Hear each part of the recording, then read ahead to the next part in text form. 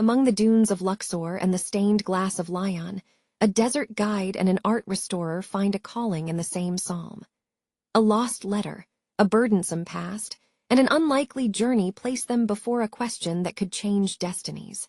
On the golden sands of Luxor, where the winds told stories older than the pyramids, Omar el-Said was born. The son of a respected spice trader, he grew up surrounded by the scents of cinnamon, cloves, and cardamom that clung to his father's clothes upon returning from long journeys. His mother, Fatima, with her calloused hands and gentle smile, had taught him from an early age to care for camels with the same dedication she devoted to the family. "The camel is like a brother of the desert, Omar. Respect it, and it will take you where the stars point," she would say, adjusting the reins of the saddles with meticulous precision. But the true guide for Omar was always Mahmoud, his older brother. 3 years separated them, but it seemed like an eternity in wisdom. Mahmoud was tall, broad-shouldered, with a smile that lit up his sun-marked face. At 24, he was already known as one of the best caravan guides in the region, able to navigate the desert as if he were part of the wind itself. "Look, Omar," Mahmoud would often say, pointing to the starry sky as they camped among the dunes, "each star is a story." Our ancestors knew that, to survive, it was necessary to read the sky like an open book. In his worn leather notebook, Mahmoud would jot down not only routes and water points, but also thoughts, poems, and, curiously, psalms he had learned from Coptic Christian friends. Words in Arabic and excerpts in other languages filled the yellowed pages. The pride in Ibrahim's eyes, their father, always shone brighter when he spoke of Mahmoud. "My son was born to lead," he would say to his friends at the market. For Omar, there were more discreet smiles, though love was never lacking. Everything changed on a spring afternoon. A caravan led by Mahmoud was caught by a fierce sandstorm. When the sky cleared, 2 men were missing. Mahmoud was found 3 days later, his body protecting a water skin that could have saved his own life, but which he had preserved for the person who might find him. Omar was 21 when he carried his brother's body back home. That night, their father cried for the first time in front of his children, a silent cry that seemed to come from the depths of the earth. 3 years passed. Omar inherited not only his brother's craft but also his notebook, and with it, the weight of an absence that would never be filled. Each time he led a caravan, he felt Mahmoud's ghost beside him, watching, silently judging if he was worthy of the legacy. Thousands of kilometers away, in Lyon, Elena Mora woke up to the distant sound of the cathedral's organ. Her father must be practicing already, she thought, running her fingers through her wavy brown hair. At 29, Elena bore delicate features on her face that reminded people of her mother. Large, expressive eyes, thin lips always ready to smile, even when life gave few reasons to do so. Miriam Morrow had died when Elena was only 12 years old. A sudden and devastating pneumonia that no doctor could stop. She left her daughter a small silver cross that she had worn since childhood and a wooden box with notes. Religious hymns hastily written among recipes and shopping lists, as if Miriam captured divine inspirations amidst daily tasks. Pierre Morrow, her father, was a man of silences. A renowned organist and harmony teacher at the local conservatory, after his wife's death, he further retreated into his sheet music. His musical rigidity overflowed into life, as if trying to control emotional chaos through the precision of notes. "Music is divine mathematics, Elena. Each note has its exact place. Just like our lives," he would say, adjusting his thin-framed glasses while reviewing sheet music. Without her mother's softness to counterbalance her father's strictness, Elena sought refuge in books. First, novels that transported her to distant worlds. Then, studies on medieval sacred art. She fell in love with Byzantine icons, early Christian mosaics, and especially the Gothic stained glass that filtered sunlight, turning it into colorful stories. She graduated in art history and specialized in the restoration of sacred art. At 26, yielding to her father's insistence, she accepted an arranged engagement to Antoine Dubois, a lawyer from a traditional family in Lyon. Antoine was polite, stable, with a promising future. He represented everything her father considered safe. "He will take care of you when I am no longer here," Pierre argued, with the practicality of someone solving a mathematical problem. The problem was that Anton treated the relationship like one of his legal cases, with efficiency, organization, and a total absence of passion. Conversations at the table revolved around mortgages and retirement plans. Alina felt like she was slowly suffocating. One rainy afternoon, sitting alone in the empty cathedral while her father rehearsed, Alina held her mother's small cross and cried silently. She remembered a phrase Miriam used to repeat, "Alina, never let pain erase the beauty you carry within you." That same night, she returned the engagement ring to Anton. "I can't, Anton. It would be unfair to both of us. Is it because of your travels, those restoration projects?" He asked, more irritated than hurt, as if a contract was being unjustly broken. "It's because of the life I want to live, and this isn't it." 3 years later, upon receiving an invitation to participate in research on Coptic chapels in Egypt, Alina saw the opportunity to finally follow her own path. She would need to convince her father, who now depended more on her since arthritis had started to limit his movements. "It will only be a few months, father. Mrs. Dubois has already offered to come play the piano with you on Tuesdays, and Sophie will come 3 times a week to help around the house." Pierre adjusted his glasses, his usual gesture when annoyed. "Egypt is too far, Alina, and dangerous. Life is dangerous here too, father, and I'm slowly dying." The silence that followed was only filled by the ticking of the pendulum clock. Finally, Pierre sighed. "Your mother would have convinced me to let you go. She always said you had the world in your eyes."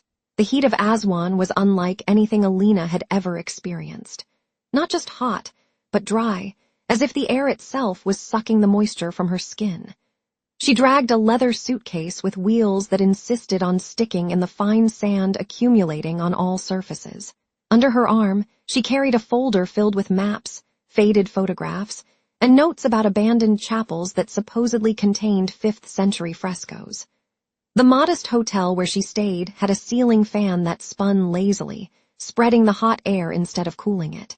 At the reception, an elderly man with a graying mustache assured her he knew the best guide in the whole region. Omar El-Said, young, but knows the desert like the back of his hand. His brother was legendary before him. The next morning, Alina waited in the small square next to the hotel, wearing light linen pants and a long-sleeved shirt to protect herself from the sun. She watched the hustle and bustle of the small market when she noticed a man leaning against a camel, meticulously adjusting the saddle straps. He didn't have the imposing height she expected of a desert guide, but there was a calmness to his movements, a concentration that suggested competence. "Miss Morrow?" he asked, approaching with measured steps. His French had a marked accent, but it was surprisingly fluent. "Yes, that's me. You must be Omar. Omar El-Said, at your service." He gave a slight nod, not offering his hand, respecting local customs. "Mr. Ahmed explained to me that you're looking for ancient chapels. Some are in challenging areas. Your French is very good. I learned from travelers and from the Coptic priest of Aswan, who studied in Cairo." His eyes were dark and deep, with a seriousness that seemed beyond his 24 years. Alina noticed a thin scar crossing his left eyebrow. "I'm prepared for challenges," she replied, extending her hand reflexively. There was a moment of hesitation before he accepted the handshake, his palm rough from life in the desert contrasting with the softness of hers. "The desert is not impressed by preparation, miss. It likes to test the faith of those who enter it." Alina smiled, instinctively pressing the small silver cross beneath her blouse. "Then I hope you have plenty of faith, Omar." For the first time, a subtle smile appeared on his face. "Inshallah, God willing." The first stop was at an oasis a day's journey away, where a small community maintained a lush garden that seemed like a miracle amid the arid landscape. Omar knew everyone by name and was greeted with respect. While they rested, Alina observed how he checked every detail of the supplies and equipment, double-checking the amount of water. "Have you always been this meticulous?" she asked as they shared a simple meal of bread, olives, and dates. Omar paused, as if weighing his words. "My brother taught me that in the desert, details save lives." His voice lowered slightly. "He died because a sandstorm came when no one expected it. Since then, I check everything twice. That night, they camped under a breathtaking star-studded sky. Alina had never seen so many stars, as if someone had scattered diamonds over black velvet. The silence of the desert was deep, almost palpable. Suddenly, a gust of wind arose, shaking the tents. Omar's face grew tense. He opened his backpack and took out a worn leather notebook. He quickly leafed through it until he found a specific page. In a low voice, he began reciting something in Arabic. Alina recognized the rhythm of the words. "Is that a psalm?" Omar looked up, surprised. "The Lord is my shepherd, I shall not want." My brother noted this in the notebook. He had friends among the Coptic Christians. He said the words brought peace. Alina felt a shiver run down her spine. My mother recited that same psalm during storms. She said they were like wells in the desert of life. Omar looked at her with renewed curiosity. "Did your brother also have a wise mother?" "No, my mother. She passed away when I was a child." Alina instinctively touched the cross around her neck. A sympathetic silence hung between them, more eloquent than any words of comfort. In the following days, the journey took them through landscapes that seemed otherworldly. Wind-sculpted rock formations appeared as natural cathedrals. At night, seated around small campfires, their conversations flowed with surprising ease. Omar spoke of his lost brother, the pain of watching his father age prematurely, bent not only by the weight of years, but by the burden of grief. "Sometimes I think Mahmoud still guides my caravans, as if he's by my side, showing the horizon. I feel his presence stronger in the desert than at home." Alina, touched by his vulnerability, shared her own losses. "After my mother died, my father drowned in music. The sheet music became his companions, not me. I grew up with Bach and Mozart as substitute siblings. One night, while they dined on dates and goat cheese, Omar asked about the small cross she always touched. It was my mother's. She used to say, 'Alina, never let the pain erase the beauty you carry.' I didn't understand what it meant until years later. Omar's eyes met hers, and something silent passed between them, a mutual recognition of souls who knew the weight of carrying memories. On the 5th night, they camped near a cluster of rocks that offered shelter. The sky was exceptionally clear, an ocean of stars overhead. Alina, in awe, asked Omar to show her the constellations. Omar came closer, his body mere inches from hers as he pointed at the sky. "That is Althuriya, which you call the Pleiades. The ancients said those who could see all 7 stars would have extraordinary vision." Alina felt his presence beside her, the warmth of his body in the cool desert night air. When she turned to ask a question, their faces were too close. "Omar," she whispered, her heart racing. "Don't say anything," he replied, with a shy smile he rarely showed. "I know what I feel." Neither of them moved closer, but something had changed in the air between them. A silent promise, an acknowledgement that something unexpected was blossoming in the desert. After 2 weeks, they returned to Aswan. Alina had documented 3 ancient chapels, photographing frescoes that possibly hadn't been seen by Western eyes for centuries. Her professional euphoria was mixed with emotional confusion. In the hotel lobby, a surprise awaited. Anton Dubois, impeccably dressed despite the heat, with an expression of poorly disguised disapproval upon seeing Alina dusty and suntanned. "Anton, what are you doing here?" she asked, conscious of Omar right behind her, carrying her equipment. The institute was concerned about the lack of communication. "I came to check if everything was okay and to bring better equipment." His eyes assessed Omar from top to bottom. "I see you found local assistance. This is Omar El Said, my guide. Without him, I would never have found the chapels." "I imagine he was." "Useful," said Anton, extending his hand with visible reluctance. Anton, now a consultant for the institute, had come to offer support and check the mission's safety. That night, after an awkward dinner where Anton monopolized the conversation with stories of Paris, Alina sought Omar in the small cafe where he had mentioned he often had tea. But as she approached, she heard Anton's voice. "I know how you operate. You charm tourists with desert stories, make them feel special. It's your livelihood, I understand. But Alina is not an ordinary tourist. She represents a respected institute." Omar remained silent, his eyes fixed on his cup of tea. She will return to Paris with me tomorrow. The fieldwork is complete, Anton continued. Here is for your exceptional service. Elena saw Anton slide an envelope across the table, likely containing a generous tip. Her heart sank when she saw Omar accept the envelope without protest. She turned away before they noticed her presence. The next morning, a phone call from the hotel abruptly woke her. It was Sophie, her father's caregiver. Miss Elena, your father fell down the stairs. It's not serious, but he's asking for you. The doctor said he will need physiotherapy.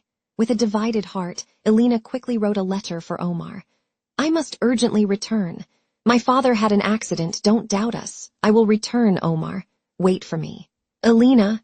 She asked the receptionist to deliver it, but in the confusion, he put the letter with Omar's backpack, thinking it was his. When Omar looked for her hours later, he only found Anton, who informed with false sympathy that Elena had left for Paris and regretted not being able to say goodbye personally. In Lyon, Pierre's recovery was slower than expected. Arthritis, worsened by the fall, further limited his movements. Elena divided her time between caring for her father and organizing the expedition's findings. She tried to contact Omar through the hotel in Aswan, but the messages seemed to get lost along the way. Dad, I met someone, she confessed one afternoon while helping Pierre settle into his favorite chair. In Egypt, a researcher. A guide, Omar El-Said. A Muslim from the desert. Pierre seemed genuinely puzzled. Elena, your mother dreamed of stability for you. No, Dad, my mother dreamed I would be happy. And he brought me a peace I never felt with Anton or any other man. Pierre stayed silent, plucking the chair's arm as if it were piano keys. It's so hard for you, isn't it? To imagine I might choose a path different from the one you planned, Elena continued, feeling years of resentment rising to the surface. Your mother chose a poor musician, and look how it ended, murmured Pierre, more to himself than to her. Worries, financial struggles, she deserved more. She had love, Dad. She had you, she had music, she had faith. What else mattered? The weeks turned into months. Elena immersed herself in organizing an exhibition on Coptic art, working late into the night to keep her mind occupied. On one of these nights, while reviewing field notes, she found the transcription of an inscription. The light pierces through the shattered glass. In Egypt, Omar had returned to his usual routes, guiding traders and occasionally tourist groups. He carried Mahmoud's notebook as always, but now he also cherished memories of Elena. The way her eyes lit up at the sight of an ancient fresco, how she hummed hymns while organizing her notes. One night, leafing through his brother's notebook for comfort, a small folded paper fell from between the pages. It bore the seal of the hotel in Aswan. Omar unfolded it and read, I must urgently return. My father had an accident. Don't doubt us, I will return, Omar. Wait for me. Elena.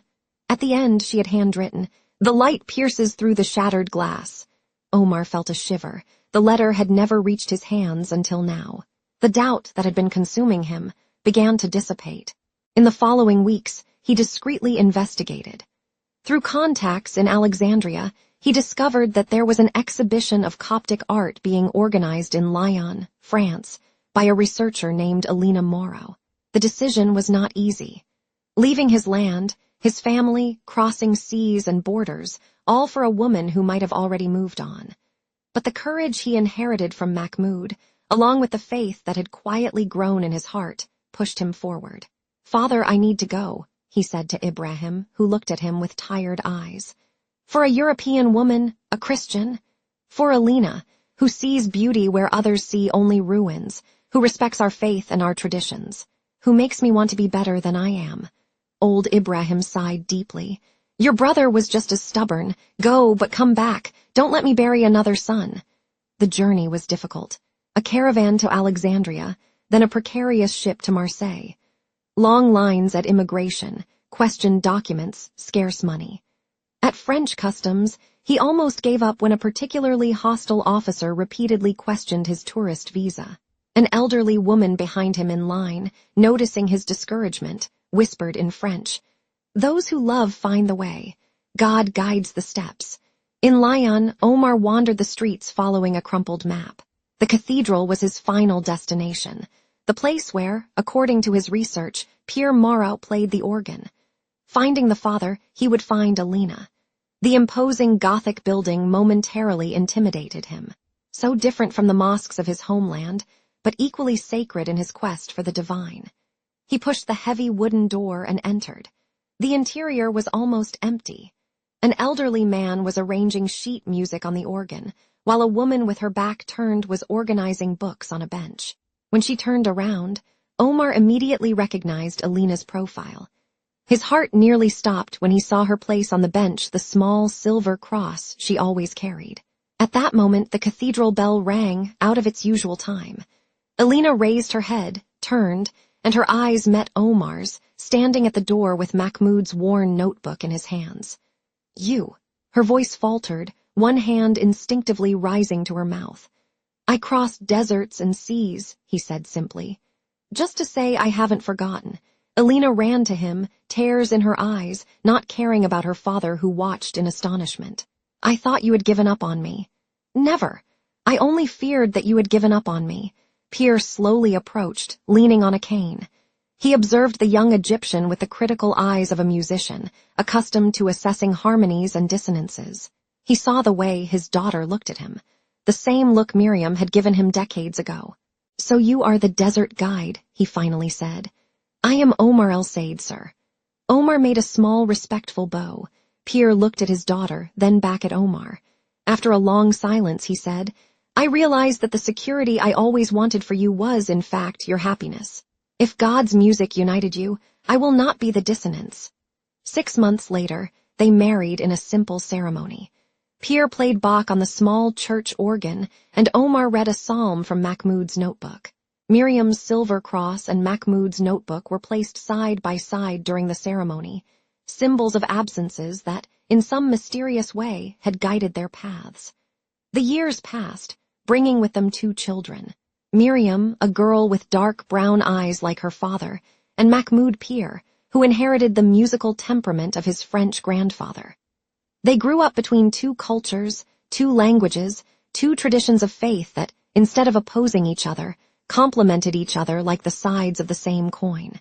Omar continued leading caravans, now smaller and more specialized, while Alina restored stained glass windows that were once again receiving light after centuries of darkness. They divided their time between Lyon and Egypt, building a bridge between worlds that many considered irreconcilable.